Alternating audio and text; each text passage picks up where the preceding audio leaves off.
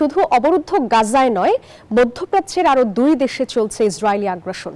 লেবাননে দখলদার বাহিনীর হামলায় প্রাণহানি বেড়ে 14 জনে দাঁড়িয়েছে। সিরিয়াতেও চলছে নেতানিয়াহু বাহিনীর আগ্রাসন, যা দেশটির সার্বভৌমত্বের স্পষ্ট লঙ্ঘন বলছে দামেস্ক। এদিকে গাজা পুনর্গঠনে প্রস্তাবিত বোর্ড অফ পিসে গুরুত্বপূর্ণ দেশের সরকার প্রধানরা সদস্য হবেন বলে জানিয়েছেন ডোনাল্ড ট্রাম্প। জাতিসংঘের নিরাপত্তা পরিষদে ট্রাম্পের গাজা শান্তি পরিকল্পনা অনুমোদন পাওয়ার দিন না বেরোতেই উপত্যকাটিতে বিমান হামলা চালিয়েছে ইসরায়েল। দক্ষিণ গাজার রাফা এবং খান ইউনিসের কিছু অংশে চলে এই বিমান হামলা। ওদের স্বপ্ন পূরণে পাশে থাকতে পেরে আমরা গর্বিত। যুদ্ধবিরতি চলমান থাকলেও ইসরায়েলি বাহিনীর আগ্রাসন চলছে লেবাননেও। দেশটির দক্ষিণাঞ্চলে একটি জনাকীর্ণ ফিলিস্তিনি শরণার্থী শিবিরে ইসরায়েলি হামলায় বেশ কয়েকজন হতাহত হয়েছেন।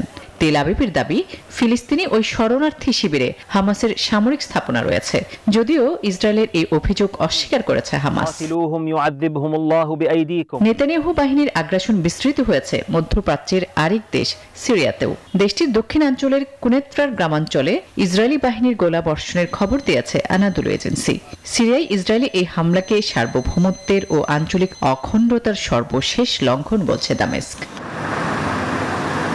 এদিকে গাজা পুনর্গঠন ও মানবিক সহায়তা কার্যক্রম তদারকির জন্য প্রস্তাবিত আন্তর্জাতিক অন্তর্বর্তীকালীন সংস্থা বোর্ড অব পিসের নেতৃত্বে থাকবেন ডোনাল্ড ট্রাম্প। তবে গুরুত্বপূর্ণ দেশগুলোর রাষ্ট্র বা সরকার প্রধানরা সবাই এর সদস্য হবেন বলে জানিয়েছেন মার্কিন প্রেসিডেন্ট।